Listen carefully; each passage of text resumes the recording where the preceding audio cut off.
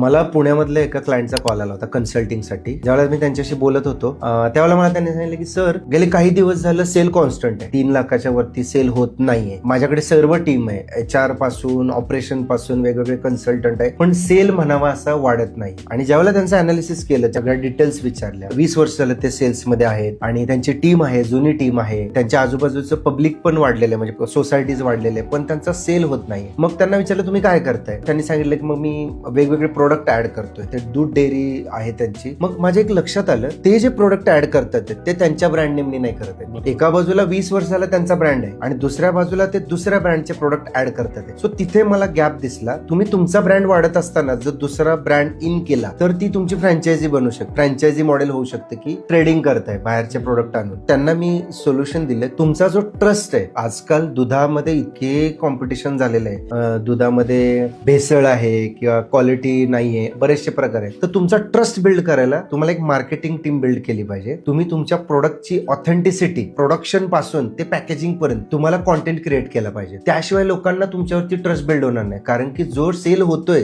त्याच्यामध्ये तुमचा repeat buyer किती आहे, अर्थात त्याची आकडेवारी यांच्याकडे नाहीये, किंवा नवा buyer as a repeat buyer तुम्हाला इन करायचा असेल तर तुमचा ब्रँड बिल्ड करताना तुमची प्रोडक्शन, आज तो मार्केटमध्ये ट्रेंड चाललाय, तुम्ही बघा मोठे मोठे ब्रँड त्यांची प्रोडक्शन फॅसिलिटी असेल, हायजीन असेल, पॅकेजिंग असेल, याची पूर्ण प्रोसेस दाखवतात. कारण की आजचा कस्टमर खूप कॉन्शियस झालाय, खूप चोखंदळ झालाय, किंवा तो प्रत्येक गोष्ट त्याचा इंटरनेटवरचा रिव्ह्यू बघून घेतो. छोटे प्लेयर आहेत किंवा जे दूध कलेक्ट करून प्रोडक्शन करतात, त्यांनी ह्याच्यावरती फोकस केला पाहिजे की तुमचा कॉन्टेंट स्ट्रॉंग पाहिजे, तुमच्या प्रोडक्टचा क्वालिटी लोकांपर्यंत पोहोचलीच पाहिजे. अदरवाईज मोठे ब्रँड आहेत आणि ते तुम्हाला मोठं होऊन देणार नाहीत. तुमचा सेल एका लेवलला येऊन थांबू शकतो.